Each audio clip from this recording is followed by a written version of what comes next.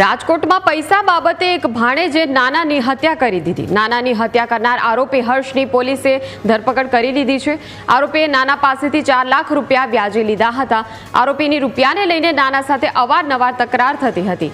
આરોપીએ બોથડ પદાર્થના ઘા ઝીકીને નાનાની હત્યા નિપજાવી। હત્યા બાદ પેટ્રોલ છાંટીને મૃતદેહ પણ સળગાવી દીધો। આરોપી સામે અગાઉ પણ નોંધાઈ ચૂક્યો છે ઘરફોડનો ગુનો।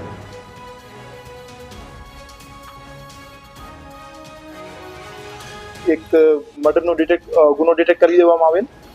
આ બનાવને અંજામ આપનાર આરોપી જે હતું મરણ જનારનો દોહિત્રુ જ હતું, જેનું નામ હર્ષ વિપિનભાઈ સોલંકી હતો। એની ઉંમર 20 વર્ષ છે।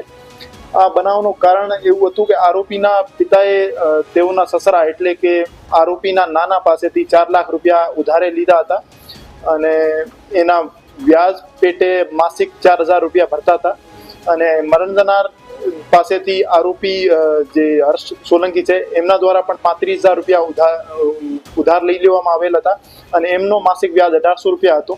તો વ્યાજ ભરવા બાબતે એમના નાના સાથે અવારનવાર માથાકૂટ થતી હતી